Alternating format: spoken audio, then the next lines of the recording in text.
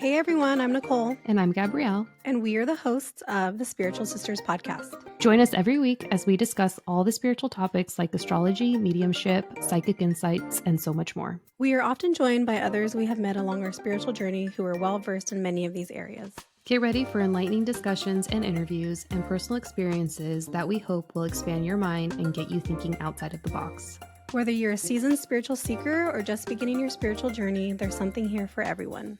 Check us out every Tuesday wherever you get your podcasts. See you then. Bye!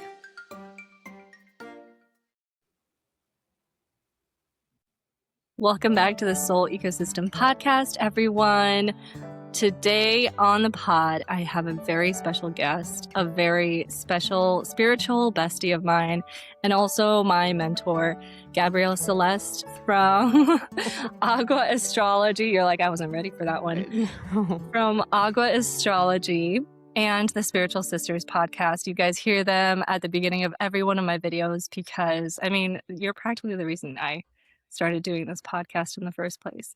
But yes, welcome guys. This is a podcast about soul contracts. I'm a professional soul contract reader, and I work with a modality that combines Jewish mysticism, astrology, tarology, and numerology to let you know what you incarnated here to do.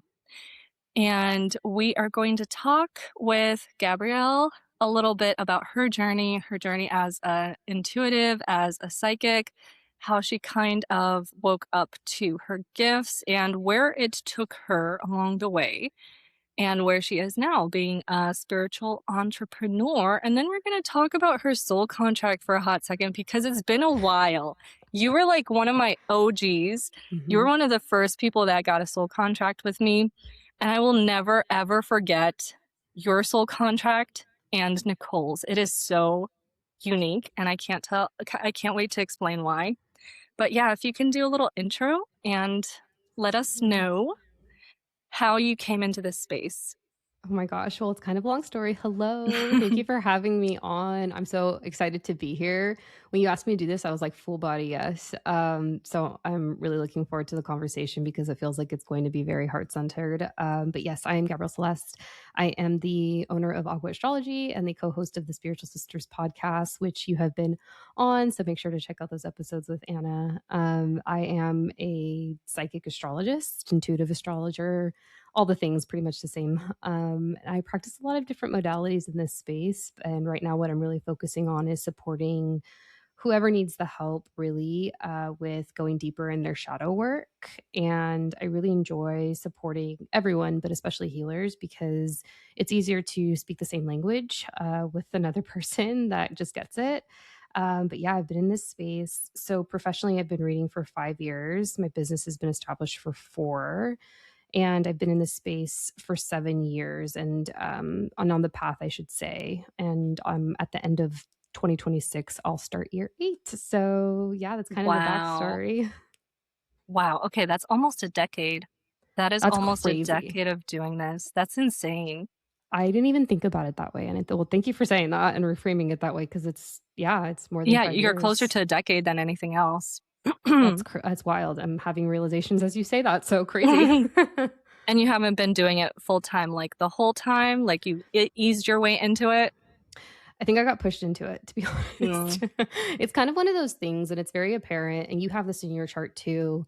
So your birth chart. So at its core, I am an astrologer through and through. And I realized the more that I practiced astrology, I was very intuitive. And so I marry the gifts and they both work really seamlessly together. But initially I got into self-help, which then I realized was very spiritual because of a heartbreak. And that heartbreak tied into self-improvement. And then thank God I did that for that year, just about that I had that focus because I was going into that preliminary energy of my Saturn return. So my Saturn return kind of hit a little bit early, so to speak. It's that age between 28 to 30 where you're kind of just pushed into adulthood, so to speak. And I've shared this story many times, but I was the fall guy for a multimillion-dollar investigation. And really what it was divine orchestration for me to be pushed out of that space and to do this work. And your birth chart essentially really tells you exactly what it is that you're meant to do. And it was during that period of time that I discovered my birth chart. I actually didn't know my birth time, which I won't share publicly, and I don't think I ever will show my birth chart publicly, even though soul contracts I'm very comfortable with sharing, and I'm excited to talk about that with you today. I But was about to I ask, I'm like, wait, how deep do you want to dig into that? oh, that's fair game. I think I'm so much more protective of my personal astrology chart because your chart tells you like everything you're meant to do and it's your roadmap for this incarnation. And it really speaks to like if you're meant to do this and like it's in your chart, it's in my chart, it's in other people that we know in this space in their chart. And I think it's really cool that you almost kind of have like that permission slip, that substantiated paperwork, so to speak, that you were born with that you can't change, that really is meant to guide you in this lifetime if you're lucky enough to be familiar with it.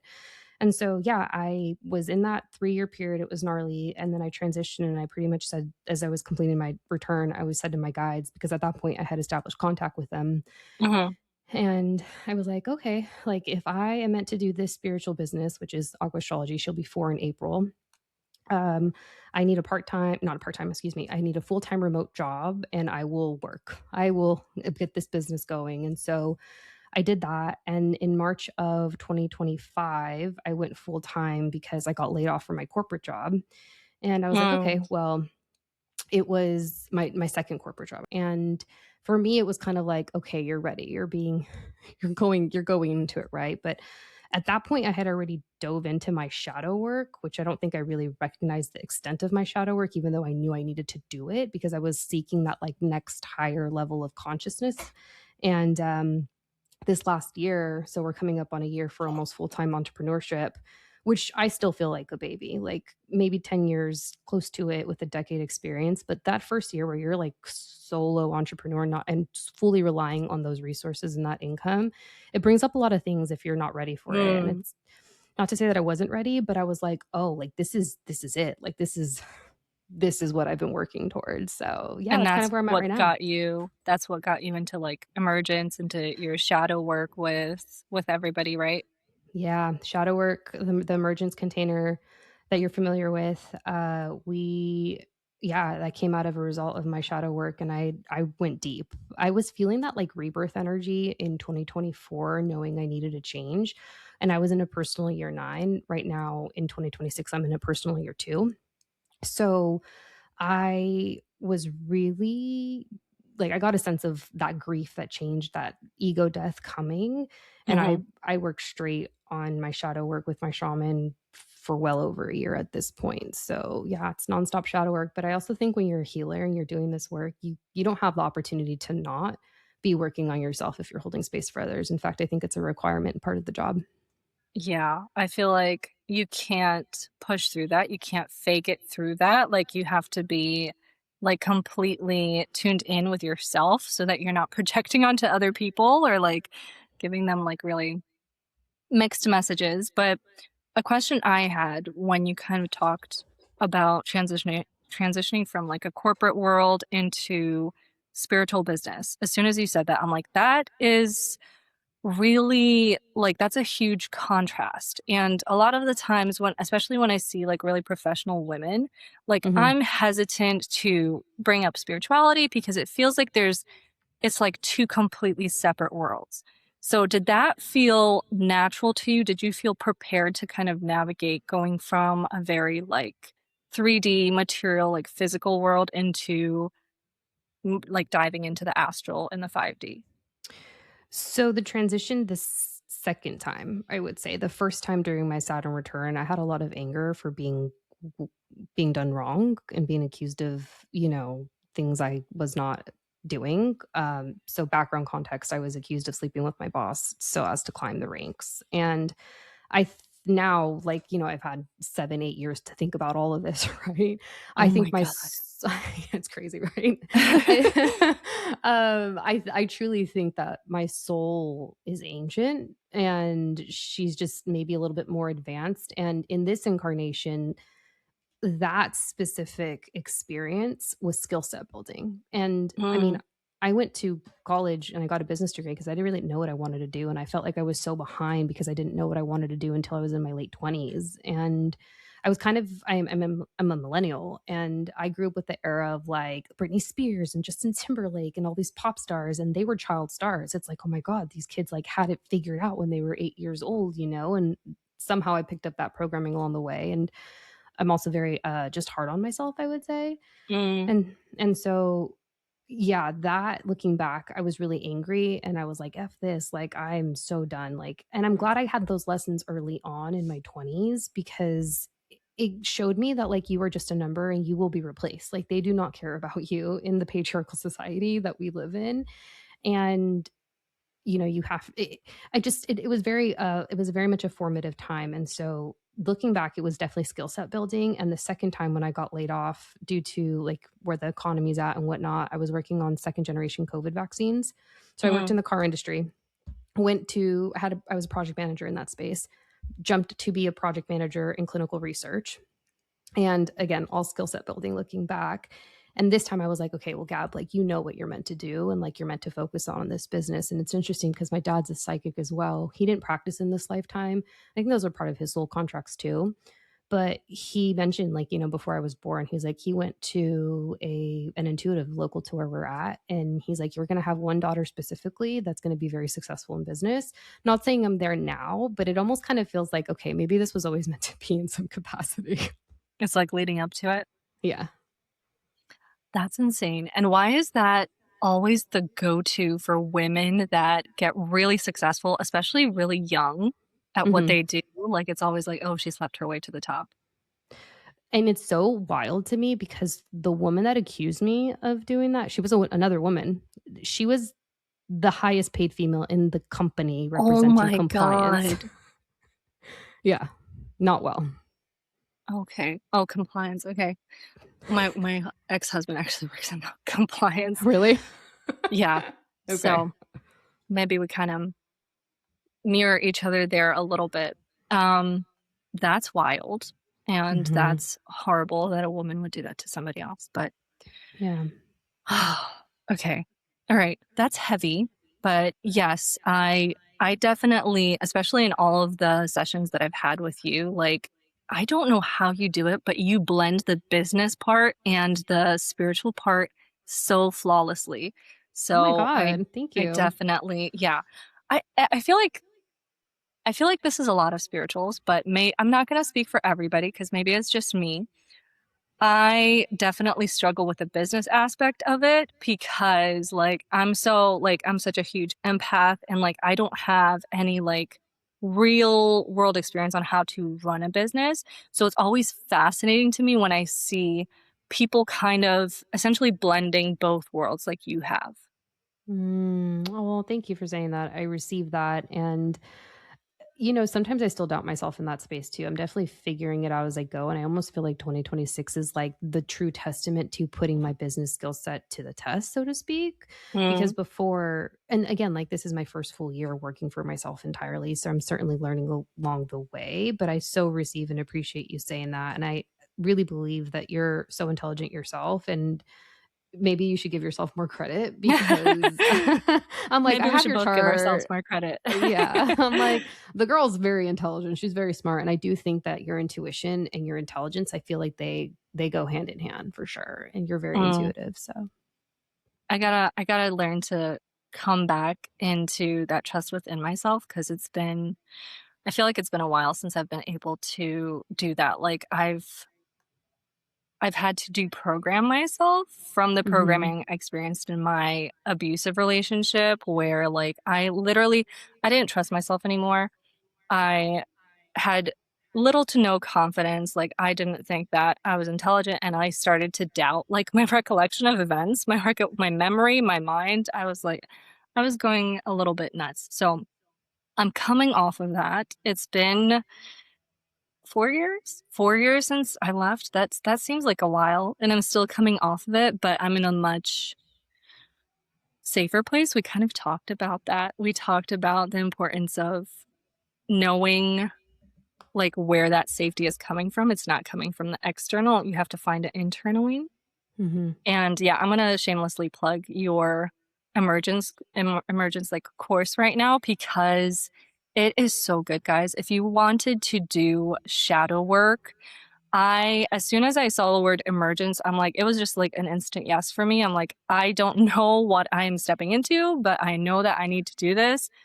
And every single time I go in, and it feels like you're just peeling back layers and layers until you get to the root. And I've told you this many times. I only have a little bit of shadow work left to go. And it's never a little more. It's always like there's more to explore and more to dive into, but I can't explain what happens. I'm trying to find the words for it, and it's so hard because it's purely energetic, but you just find a way to like peel off these blockages, these energetic blockages, just by like talking things through.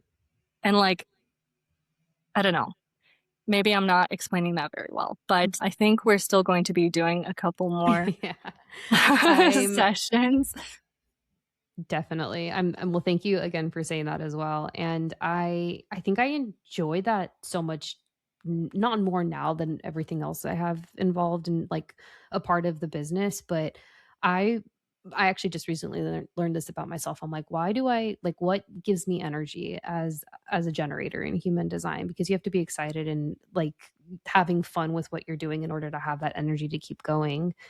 And I think it's because, well, part of it, I have a lot of water in my chart, which is why I name my business basically water astrology. It's Spanish word for water. And the water is meant to go deep. And because I'm a double Pisces, so my moon and my rising sign is Pisces, I really enjoy understanding the subconscious and like why is it the reason that this person behaves or thinks or moves in that way. And it's always tied to a subconscious belief somehow, whether or not they're conscious to it or not. And I think the only real way actually that you can step into your power, because it's not something that you can buy, you have to go inward and find within yourself, is to understand your subconscious and understanding why it is the way that you tick. That's it. That's what I was trying to explain, the intricacy of like why you do what you do. Like you are really good at like recognizing that pattern, I feel like, and being like, okay, let's find a way to like either heal that or like clear that. Yes, you're really good at that. And I'm Thank you. really excited to keep doing some shadow work with you and to look into your soul contract because it's been, I want to say a year, if not a little bit more than a year since I started like putting these out there and since I looked into your soul contract. So Nicole is Gabby's like sister and co-host of the Spiritual Sisters podcast, and they have the same birthday but different years. So looking at the differences that were in their soul contracts was very, very interesting and very different. Your soul contracts, the both of your soul contracts were very different than the ones I have been working with still. I think every time, it was crazy. It was crazy. Like you were one of the first. So I'm like, okay, I guess I just haven't seen this kind of karma in any other celebrity. I guess I just haven't seen it, but whatever. I was sure that I was going to stumble across it, like working with clients, working with other people. And I think every time that's happened, I've told you like, I just had somebody else. And I think it's only been once or twice that I've come across your karmic debts. And that can be attributed to the fact that you definitely are an ancient soul. I want to say that your soul predates Earth, predates people coming to Earth. I've heard that before in my Akashic records. Have you? Yeah, I have. Have you? Okay. Yeah. So that's validation. That's confirmation for you. But yeah, it's very ancient. It's very wise. And I spoke to you a little bit before doing this podcast episode about the fact like when a soul gets that ancient, like you have a lot of memories, your soul has a lot of memories, and your lineage, like your body, like your ancestry carries memories too. So sometimes it's like, okay, like there's too much data in here to put into one person. Especially that also happens with ascended masters. I don't remember if we've ever talked about how ascended masters can like kind of split into soul fractals and incarnate in multiple like bodies to do their mission. Because I mean, I'm not going to say like that I 100% like know the reason, but I've read about that and like that felt very true for me. So I think that's what's happening with you because of how ancient your soul is. So Wow. yeah, a little refresher. The karmic debt that you carry is one of the deepest in the soul contract system. It's very tough. It's not for the faint of heart. It is it carries a lot of karma. And that's not to say that you had a lot of karma to heal or a lot of karma to clear. It's just that you have a lot of experience. Seeing as you've incarnated so many times. And it's interesting to me that the episode I did right before this on heated rivalry, oh my gosh. Per my request, by the way. Per your request. You requested it. And then what ended up happening is I totally forgot that you had the number 22 in your chart. So I'm like, okay, Connor has the 22 and you have the 22. And yeah, I feel like 22 is a very creation-centered kind of number. It's very adventurous. I talked about it when I was looking into Connor's soul contract. You do very well when you're not grounded. You do very, very well when you're not tied down by something, by either like a mortgage payment or like by relationships where you don't have a lot of freedom, a lot of movement. You really need to be able to kind of move freely about the earth, about your daily life, your activities. And you were talking about like working remotely. I feel like that gives you a lot of freedom, like where to work. Like I watch your stories all the time. I saw that you travel a lot. And I'm like, that's so much for her 22. It's funny because so I'm like, it's not so. I guess this is TMI, but I know I can share this on your podcast. Not into like the whole man on man thing, which is really what Hated Rivalry is about. But it's like so it's a story between two hockey players that are in a situationship for like 10 plus years, right? And in the show, one's Canadian, one is Russian. So when you said his last name, Ilya Rozanov, I was like, oh, that's such a Russian accent. She says it so flawlessly and beautifully, right?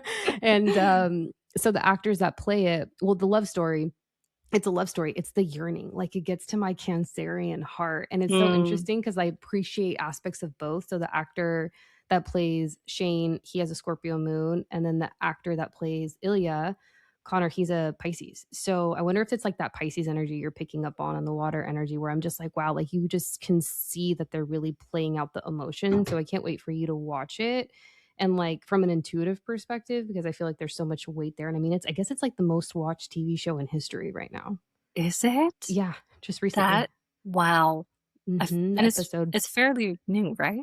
Yeah, it just came out like 5 weeks ago. Like episode 5 has done so well. And I'm like, I'm so excited for that. And I also feel too, like they have, right? Like they have this energy to them where it's like you can see the change in Hollywood happening because Hollywood has a lot of dark energy associated with it. And I'm so excited for 2026 because I'm like, finally, like I really believe so many of the psychics and the intuitives were activated 2019, 2020 because of what's about to happen over the next 3 years in the sense of the awakening that I think everyone's kind of stepping into.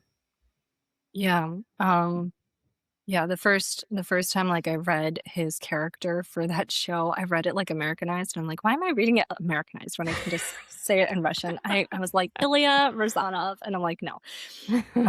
So I said it the right way. But yeah, that was exciting. I'm really excited to hear his Russian accent because me and my husband always play this game whenever there's a Russian, like in a movie or a TV show. Is it a real Russian person? And 90% of the time it is not. And they just, sometimes it's really bad. Sometimes it's just like, why can't they just hire somebody that actually speaks it? Because there are Russian speakers in Hollywood that kind of like, they get grouped into a role and they have to keep playing it over and over again. But yeah, I feel like a lot of immigrants, a lot of like Latino, like second language, like people can vibe with that. They understand that, having to Yeah, hear people butcher your language a little bit.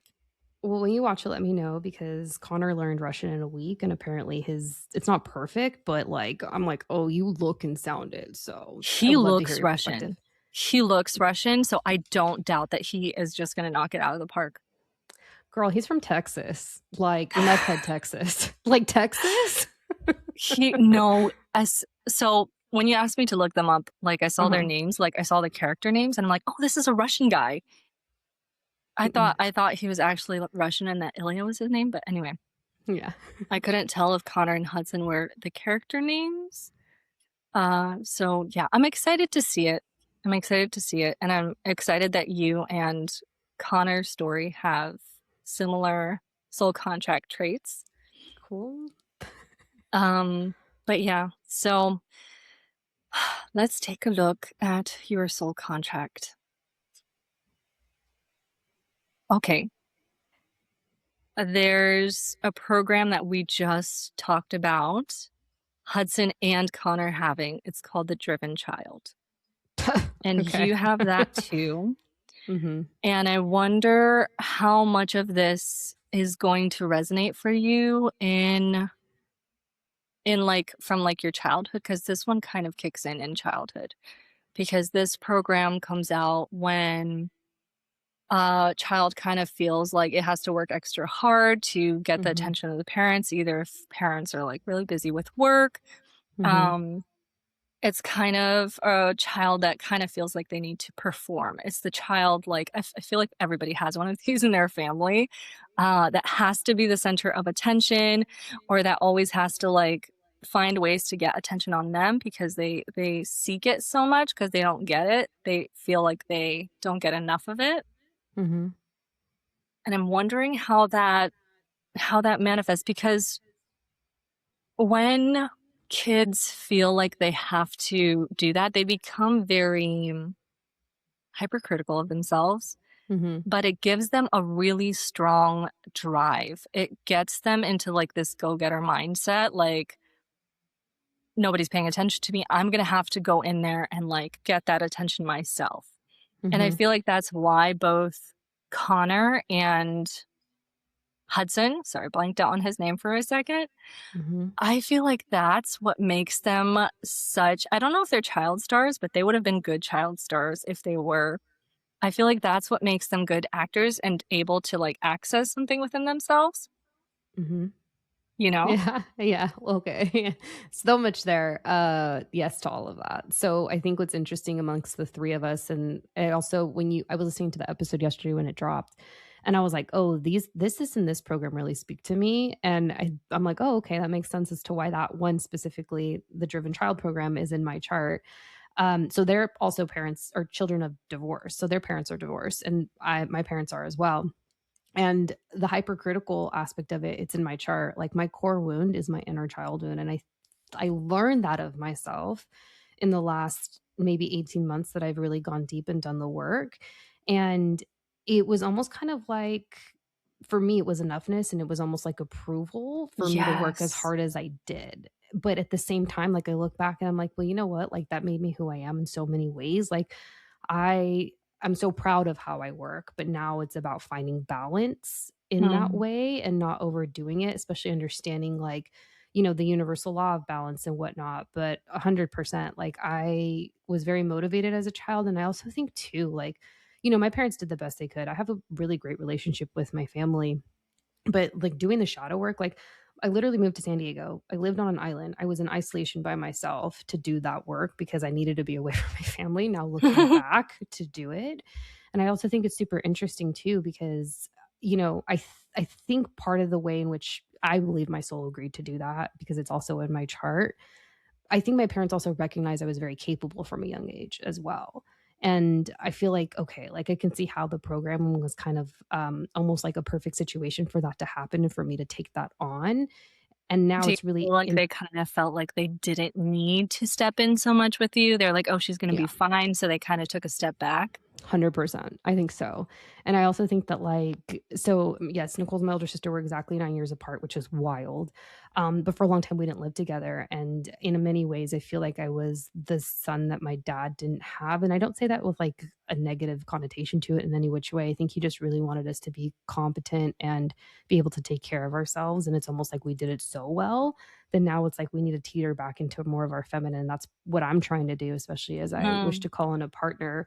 But it's interesting that you talk about the travel too, because I want a partner who is flexible and is able to travel, not stuck to, any type of like walls or office space. Not that I'd be against it, but there's so many elements about my chart and my soul contracts that I know that I'm like, oh, this is spot on. And I can't deny or think that my soul wouldn't have agreed to it. But yeah, inner child work and your subconscious mind is where your subconscious mind is developed during childhood. So yeah.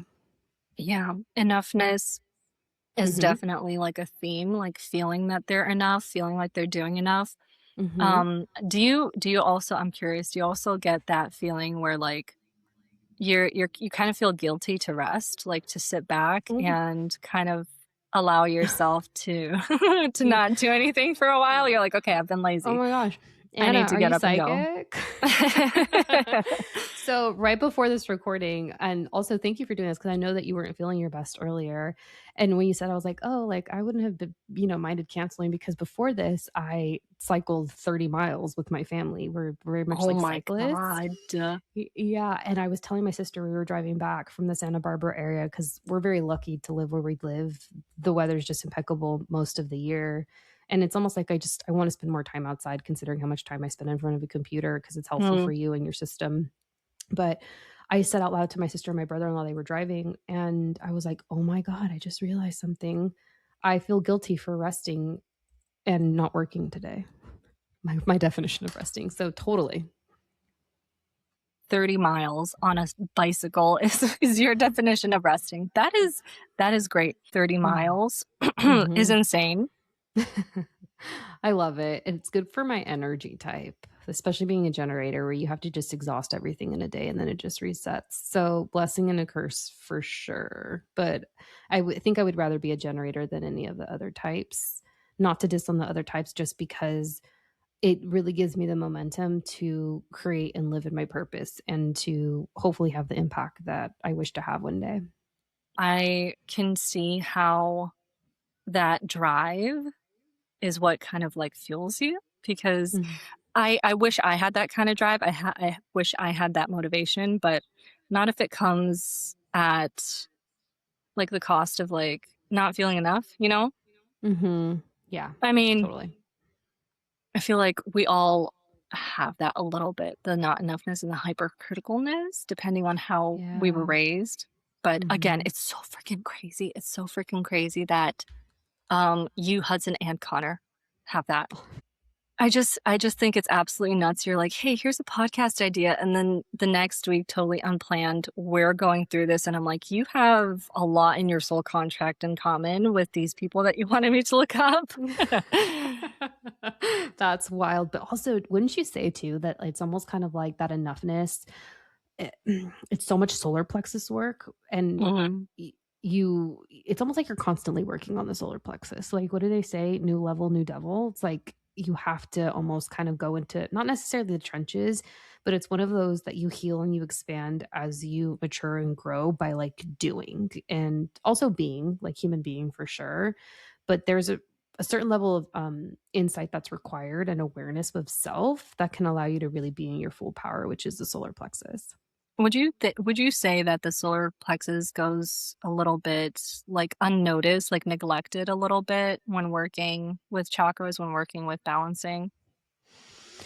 Um, I don't know if I would say it goes unnoticed, but I think what I would say is more often than not, people are not in their power. And I think it's societal programming. I think it's not just this, but it's, the 9 to 5 structure. We're not taught to be in our power. And the only way you can really do that is by going inward. Shadow work. Doing shadow work. Yeah, I think Mm-hmm. that's the first thing that you said when we started we're doing the shadow work together. Mm-hmm. So I want to say The fact that you were born in June, the fact that you have a 6 as your primary number means that you're a lover girl. You were meant to find love in this Oh. incarnation. You were meant to find unconditional love. It is a karma thing for you. It's something that needs to be healed for you. And it's something that, like, you sign up for in this incarnation. You're like, "Okay, like, for this time around, I really want to experience, like, what it feels like to really be loved within, like, within a romantic relationship, within a family, and really feel that support." And, that's what 6 is all about. It's also about learning self-love. Yeah, that Those makes are so going much to be one sense. of the 2, like, main themes throughout your life, like self-love and finding romantic, like family love and that support that you need, as well as freedom with the 22. Mm.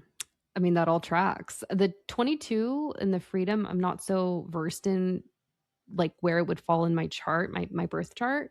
And I love how our systems they're very different but similar because they kind of work with each other.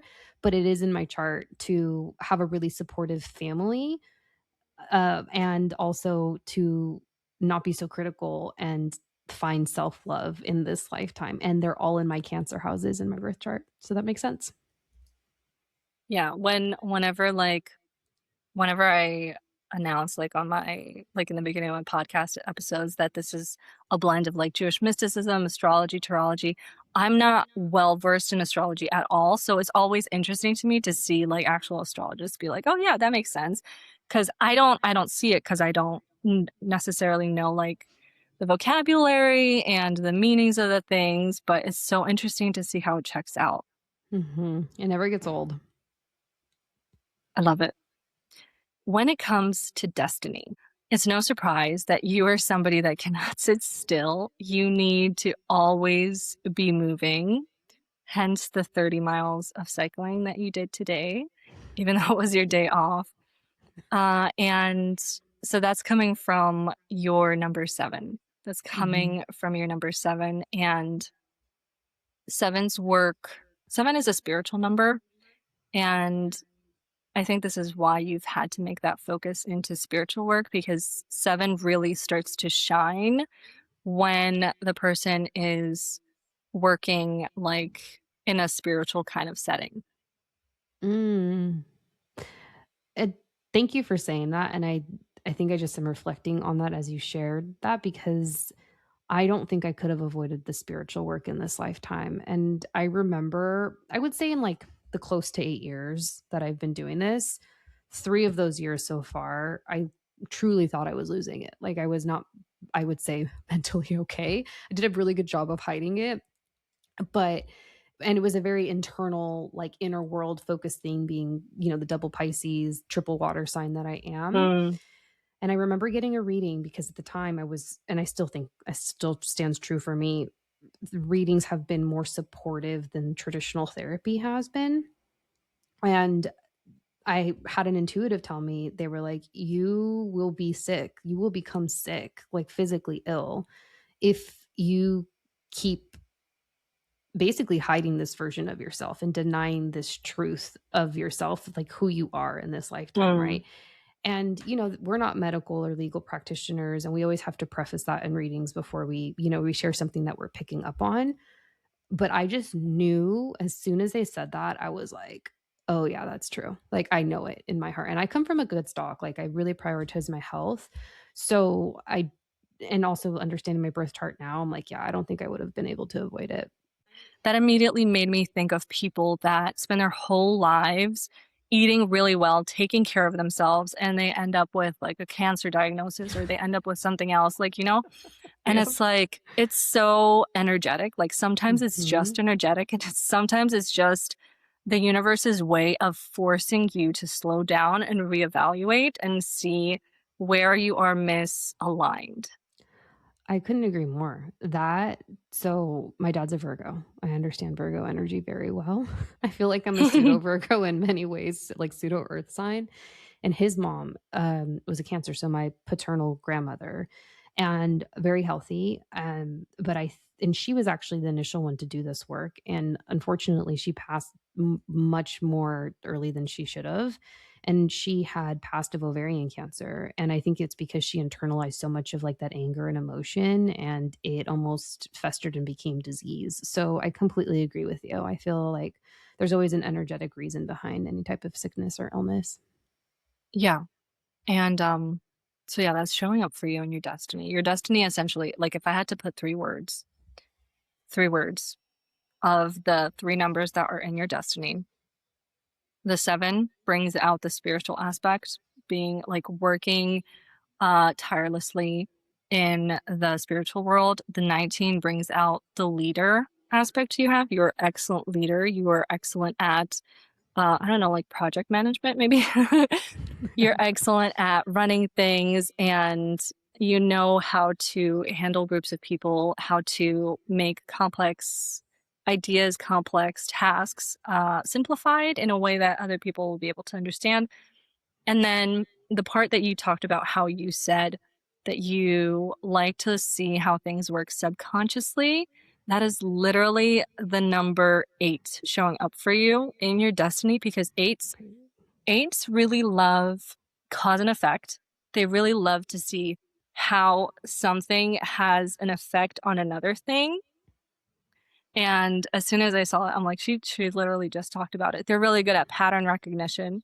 Mhm. And you're essentially here to do that. You're essentially here to recognize patterns and help people put an end to cycles that they cannot see, because you can see it.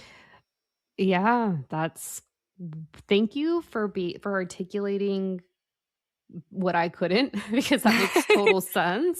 I said I was And going to do it in 3 words, and then I ended up talking for like no, an hour. I'm enjoying this. I'm like, thank you. This is like a personal reading. I'm so grateful. It is. I I feel like I was like, I can't remember if we actually got to go in depth with your soul contract, but I'm really happy that we are getting a chance to do this now. Yeah, I thank you. I received that, and I want to reflect back to you actually where that's at in my birth chart, because my initial clair was actually clairsentient, so feeling it within your body.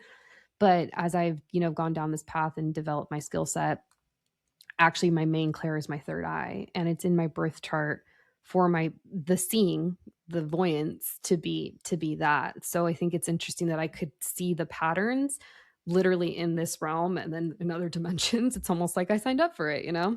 Mhm. Almost. Yeah. So yes, leader, spiritual work, and pattern recognition. Those are like your 3 strongest points and what you came here to do. Wow. And the spiritual work continues into the second half of your life, into your 40s and up. So you're still going to be doing this once you're 40 and after. But then another number kicks in for you. Hmm. Another number kicks in, and this number, this is like the magician number. This is the 17. It's kind of about, I don't want to say fame, because that's not the energy, but it has like this star quality. And Mm. it brings about a lot of financial success and a Mm. lot of fans. So I feel like you're going to be picking up like momentum between now and the time you hit 40, and you're going to have a fan base by the time you hit 40. Mhm. And I wouldn't be surprised if I just got this. I wouldn't be surprised if you had your own show, like, or some kind of, when you see those psychics, like they have people like in the audience that they start speaking to, like I saw that for you for a second. I don't know if you'd want to do that, but you'd be able to do that. That's so funny you say that, Anna, because literally as we started, I was like, I think Anna's gonna have a show. So I'm like, are you What? sure you're not reading for yourself, girl? Yeah. I was like, Oh I could man. totally see her doing something like this. But that's interesting because part of the dance in this lifetime, at least from what I know in my chart, and thank you for that download, is being a very private person, but also having a very public chart. And Mm. I'm not a mom yet. I'm pretty sure I'm gonna have kids. I don't know if I didn't sign up to not have kids in this lifetime, if that is a blessing that I do end up receiving. But I would be so protective of that and showcasing my kids in any type of public setting. So I think if I were to ever become a mom at that point in my life, that would be my first consideration above anything else. I feel like we're meant to talk about that a little bit. I feel like that's not like a coincidence that came up, because like having gone into this work, I'm starting to see having children a lot differently than when I was actually having kids when I was like in my early 20s. I have 3 kids right now, and correct me if I'm wrong, like don't let me put my foot in my mouth. But I remember you posting something about you not being sure if you're having kids. And as soon as I saw that, I'm like, I need women to understand that if they're in that place, that is such a highly spiritual place to be in. I feel like women get so shamed for it. I feel like women get so shamed for being selfish and choosing not to procreate, choosing not to bring life into the world. And I really want to stress, and please like let me know how you feel on this, like with your experience, with your work.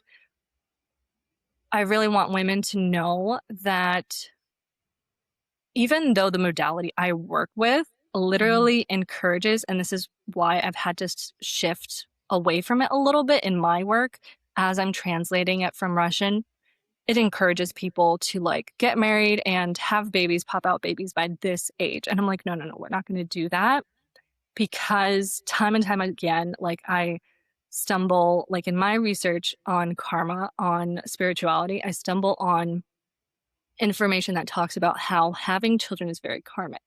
Having children kind of adds on more karma to you. And it doesn't have to be like in a negative way, but it continues your lineage. It continues some cycles, you know, as good intentional as we may be as parents, as good intentional as your parents may have been, there's still going to be like stuff that falls between the cracks, right? And then our children have to deal with the things that we didn't deal with. So when I hear, and I've recently, like I've started attracting clients that don't want children. And whenever they tell me that, I'm like, you have no idea how good like of a thing that is. And I want to make sure that I stress it for them, because I feel like if they said that in society, they would get a lot of hate for it. They'd get a lot of smack for it. But maybe I'm projecting a little bit, because that's the kind of like place that I grew up in, where it's like your role is meant to be a mother. Like you are supposed to be a mom and do the taking care of and do the house things. So basically what I'm saying is, if you feel called to not do that this incarnation, this time around, that's very healing. That's very healing for your soul. And that's very healing for consciousness. I'm not discouraging it at all, because I love babies. I love kids. I would have all of them if I could. But I don't want to sound like I'm contradicting myself. So when I'm thinking about like, do I want to have more children, I'm going into it a lot more consciously than I was before, because I'm like, I understand the karmic, like not consequence, like effect it's going to have if I choose to go into this. So it has to be something that's very, very intentional. Yeah. So, oh my gosh, so many things going on there. So initially to talk about what you just shared, I feel like if you were to have a fourth baby, have you heard like the whole theory of like having like the fourth child is almost like the perfect child because it's the most stable. It's almost like a table, represents the number 4. It's I like, haven't. yeah, they're like the most put together because the parents know what's going down usually by that point, and they know what to expect. And I almost feel like if you were to have a fourth child, I feel like even though your bond, I think just observation, seeing, you know, my siblings all have kids, observing them, it's like your bond is different with each child. But I almost wonder if your fourth baby would be more healing for you than you've experienced in the past, because you are more conscious. And with respect to consciousness, I just also want to say, like, I so appreciate the perspective you just shared. And sometimes I've noticed, like, I'm like, do I even want them? Like, am I saying this out of like to be facetious? Because sometimes I'll be with my parents and be like, oh, well, like I get to go do this and this today. Like I can just pick up and leave as I wish. And for me, like that is so like It it's actually is. one of my core values. It's important for you. It's the 22. You need to Yeah. be able to have that kind of space and freedom, and mothers don't have that, Mhm. especially not at the beginning. Totally. And I think if I were to come to that place, I would really need a specific type of partner in general. I would need to be less selfish from where I'm at right now because am really focused on building up my business. But I also think too, so I don't know if you ever got the chance to read the book The Power of Now, but it talks about like the greatest thing that you can do for your consciousness and consciousness in general and humanity is literally having a child and continuing, going and the reproducing and all the things. And it's equally beneficial for you as a soul and for consciousness in general. And knowing that, like, in this lifetime, I made a soul contract to be, and I know this from working with my shaman, she's like, you made a contract to be expanded on all levels of consciousness, psychically, spiritually, emotionally, mentally, and physically. I would probably seek that when I feel like it's time. But right now, I'm so good with not having plans or expectations, and I don't think I would have arrived at that place had I not gone through the brutal shadow work that I did in 2025. Yes, I feel like when a person is really ready for it, then that child can bring so much healing for both you and for consciousness, which Hmm. is why, like, despite the fact of everything I just said, like, I'm not like completely saying like no to Totally. like I need more children. I think we talked a little bit actually about a spirit baby of mine when we did a session together once. Um, but I'm still very like aware of her existence, of her like it being in my field. And I think for me personally, it's incredibly healing that I don't feel like I absolutely need her to incarnate. Whereas before, especially like growing up in an ultra conservative family where they put a lot of weight and value into who you Yeah. are as like if you're a mother versus whether you're not a mother. I feel so good about the fact that I no longer see it as like a desperate need, you know? Yeah. I also totally, respect either which way it goes for, whatever a female decides to do. I just wonder if it's a type of growth you can't find anywhere else. If that would be like one of the motivating factors for me. Of course, having a child and loving that soul and nurturing that soul too. But yeah, that lives rent free in the back of my mind for sure. It cracks you open. And as soon as like you said that like I need to stop being selfish, I was about to like interrupt you and be like, you can't like when you have a baby, like you can't be selfish. Like that Hmm. just it's like that part of your brain is kind of like taken out. But it's not for but not for everybody. As soon as I said that in my mind, I'm like, not for everybody. There are some moms that aren't able to do that. But I don't see you as a Cancer being anything other than like an incredible mom. I have a best Oh. friend that's a Cancer and she is the best mom ever. She was actually pregnant the same time I was pregnant with my third baby, and it's it's incredible to see her evolution Hmm. into because that was her first baby from being because we sorry because we were friends since middle school and like seeing her like grow up with me and then the transformation that happens when somebody becomes a mom for the first time was absolutely incredible. Yeah. And you would Oh. be a great mom. Oh. Cancers are they can't help it. You can't help it. You can't help but like be mama bear, super protective, doting on your kid. And I know that you are going to take like such good care of it. The way that you take care of yourself now, you're going to be like, please wash your hands before you like pick them up. Like if you're sick, you gotta like stay home. Right? Oh gosh. Yeah. I'm excited if that ever does happen for me. And thank you for saying that. I really appreciate your sweet compliments. Yeah. So that right before we went into that segue, because I felt like that needed to be said, we were talking about the star quality. We were talking about the financial success and a little bit of stardom that can happen for you after you hit 40. I feel like there's a word for that. is it prefect in astrology when it's like, is it? Yeah, it's perfection years and then progressed charts. Those are two specific techniques. Um, not certain types of astrology, but ways in which you can look at charts depending on like the age that you are for perfection. And then the progressed, it's kind of like the progression of your soul. And you want to look at that after age 28. So basically after that first Saturn return, you can just like plug it into an astrology system. Um, but I think it's also interesting because Carl Jung, the psychotherapist, the G, he pretty much said like the first 40 years of life are research. So I think there's Mm, something that really happens around age 40 and it's that close. kicks It's in. yeah, it's not exact to what's called the Uranus opposition. So Uranus is a planet that takes 84 years to transit the sun, to orbit, make a full orbit. And the opposition happens because there's retrogrades involved and it depends on where, Uranus is at in your chart and all the things. It takes about 43 to 47 years for that opposition to come in your natal chart.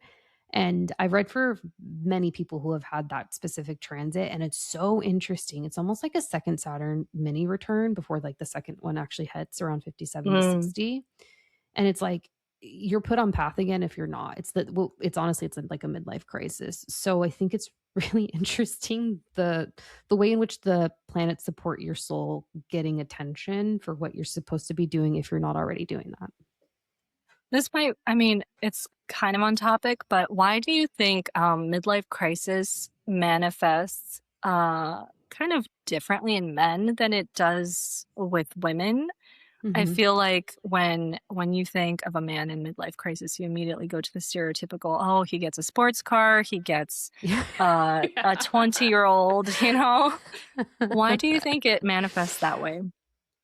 I think it's a couple of things. One of them that just came forth is in general, no matter the gender, we're not really taught to be in our power from a healed Mm. subconscious perspective.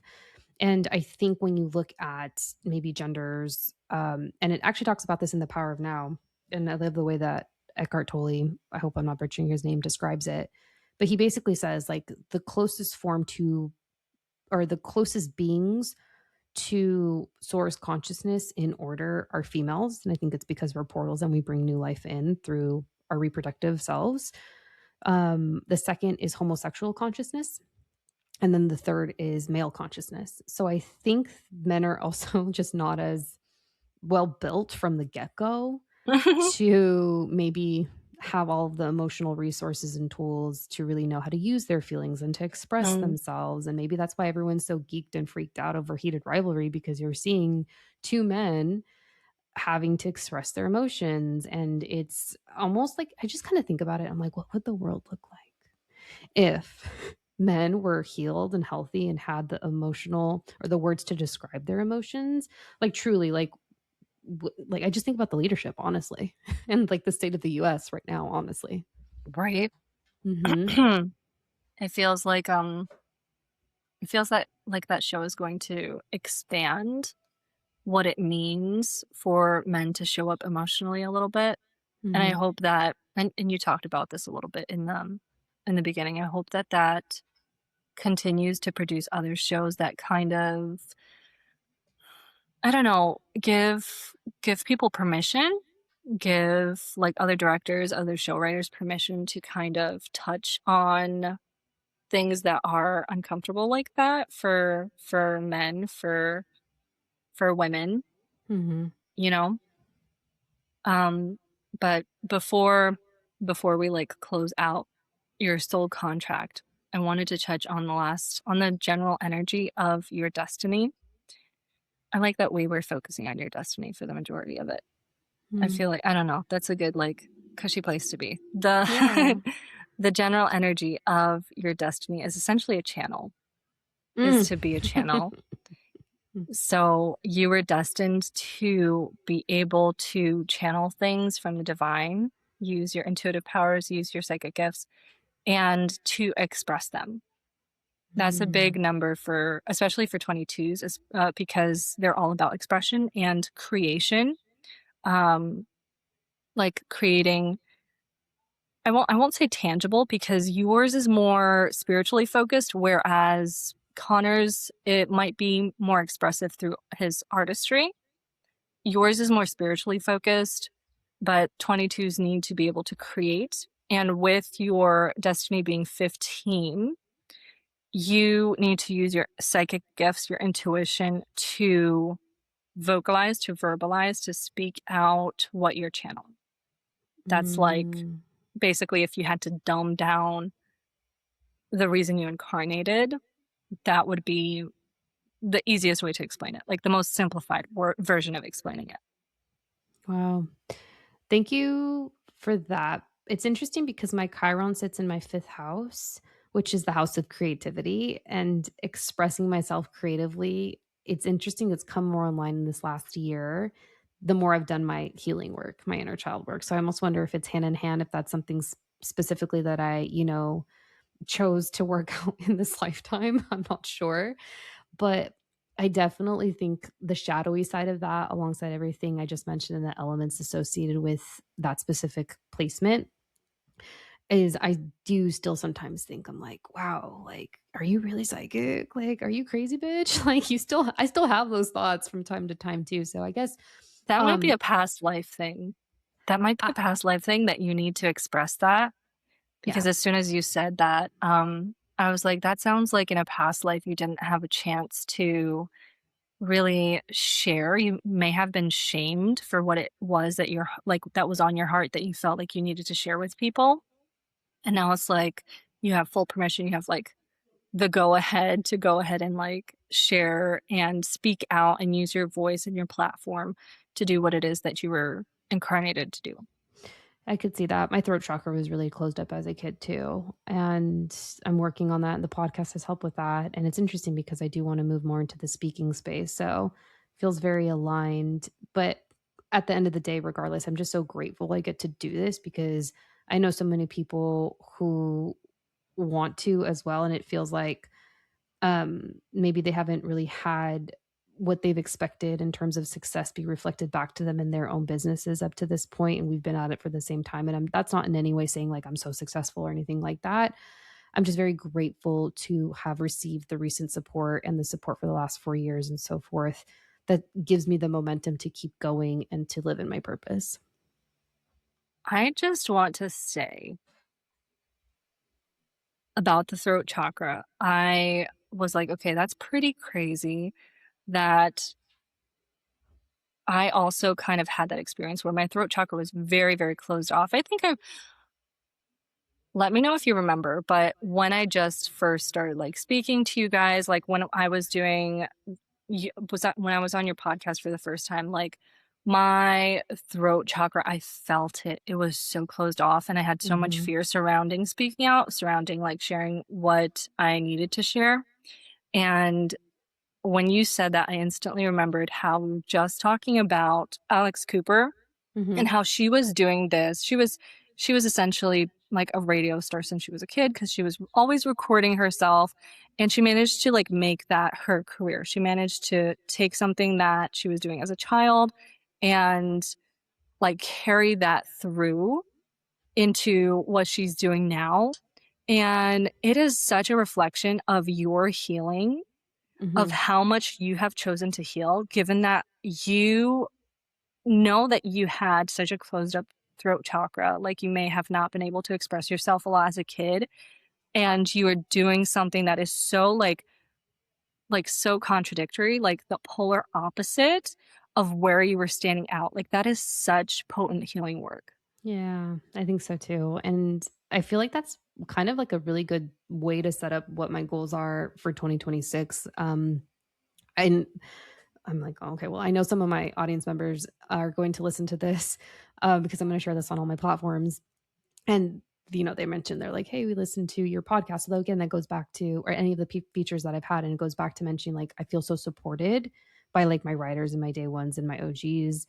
And it's interesting because to some people, I don't think they realize, but like I've been hiding in plain sight for the last few years. And the way that I want to show up for myself and my business, it's almost like I'm ready to show up because I did so much inner child work. And I think from a psyche and subconscious and mental level, I wouldn't have really been there. So I'm curious to see like how I can take this momentum and really build something out in the 3D in 2026 and onwards and help other healers do that, because those are ideally my main clients that I want to be working with are healers. I was going to ask if you have any advice for people that are trying to kind of make that transition into allowing themselves to be seen. Mhm. What you found what helped you? Shadow work, understanding your Chiron, understanding your chart, and understanding what makes you afraid. Because I think your fear, like identifying fear as your friend, can actually be really supportive because it's pointing you in the direction that you're meant to go. I feel like that's such a good place to end it. Yeah, for That's sure. such a that's like bottom line. Like, okay, that's why you do this shadow work. That's why you do the inner child work. Looking into your fear feels like deep, like inner child work. And yeah, guys, if you haven't had a chance to check out Emergence and you are wanting to do shadow work, it isn't fun. You're going to have a lot of things come up that you didn't even know you had within you. Like, there was this one session that was incredibly powerful. I feel like you accessed like my subconscious. I don't Mm, know where that memory came from, but it was so profound. mhm. Um, but yeah, do you have any new projects coming up for you in 2026 in the new year? I feel like I haven't said Happy New Year to you yet. Oh, Happy New happy New Year. Year to I haven't either. Happy New Year. Yeah, I have an idea of what I want to create. So Emergence is going to be the year-round thing that I just have open for whoever needs that support. So it's a 6-week thing. After that, there's no long-term commitment because we can get a lot done in 6 weeks. And I try to keep my prices very affordable and like accessible. That's the word I was looking for. Um, Despite like the economic times that we're in, because I feel like this work is meant to be accessible. And so that's available. Everything's on my website. I am going to be doing a follow up astrology course. So I have an intro natal chart course. And then sometime in the spring, I'm hoping to get a transit course out. You can book a reading with me. And I think this year I'm really like focusing on content at some point and putting myself out there more and more. The podcast is continuing. I have a YouTube channel, but yeah, I'm there. I'm around. So I feel like right We now that's need what I that. have. We need that. And you're 100% right. It's supposed to be accessible. And I feel like it's because our economy is such total crap right now that people aren't focused on doing spiritual work because they're just trying to survive. And maybe that's how the government likes us, trying to survive, being in survival mode and not being able to do self-reflection and shadow work and learning soul contracts and birth charts. And not being in your power, which is And not associated being with all that. Exactly. Totally. So, yeah, thank you for asking that question. All right. Thank you so much, Gabs, for joining us today and letting us take a look-see in your soul contract. We are going to see you guys. I mean, I'm going to see you. You guys are Yeah. going to see me next Friday on the Soul Ecosystem podcast. Have a wonderful weekend.